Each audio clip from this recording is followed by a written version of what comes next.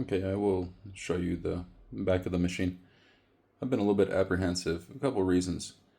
I spent the better part of last year doing this, and like auto design, the front of the car seems quite easy, but the back of the car just never seems right. You're never happy with how it looks, and it always looks weird, like a big butt or something.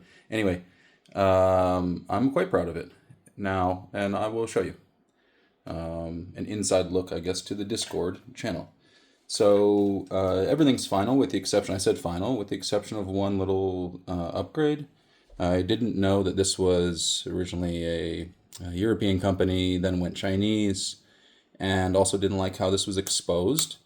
So sometimes with a cord or something, you could bump it on accident or you don't know. And anyways, I didn't like that. I wanted European suppliers, so I said German. It's actually made in Germany, but I think it's a Swedish company. Schurter, it's the top of the line. EMF filter, EMI filter, and it has a protected kind of face. So you really have to get you can still do it with your thumb, but you really have to, intend to turn it on. Has a double fuse on each pole. I guess that's not how you call it, a pole, but on the L and N. And so that's the safest way to go and locally produced here in Germany. So that's the only change beyond final here. Is this will replace this. I just have this mounted in there, I guess, because I was lazy, but I have the printed parts and the other production units for your kits already done. This ended up being to follow Occam's razor and the most simple solution. It ended up kind of ending up like a human or like biology. Let me explain. Back of the machine, you can take this off with magnets because it's my days with Prusa. With hinges, the hinges always break and you're always trying to take off the hinges. So with this thing, you can just get rid of it really quickly. I have a little notch up there, so it sits up there and the fan can still cool electronics while you're working on stuff.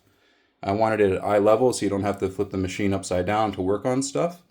This is all low voltage, and the brain, let's say, the CPAP fan mounted in a TPU Fiberlogy printed sound insulating box.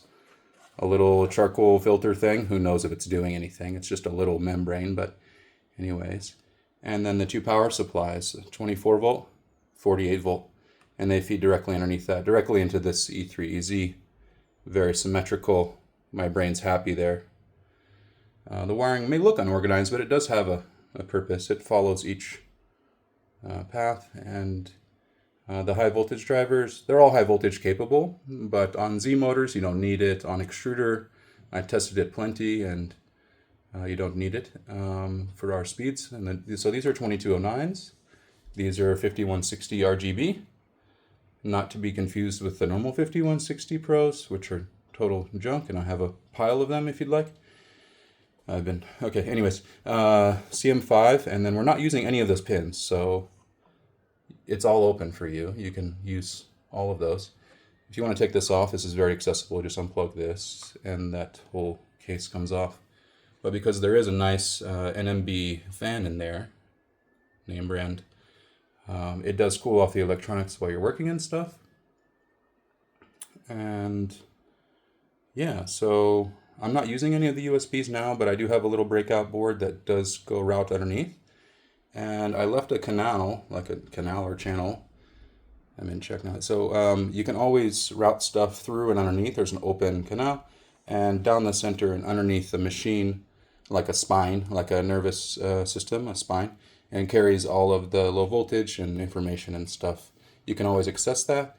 And here's a little open port to leave for expansion. I imagine people want external HDMIs or external, who knows, back here.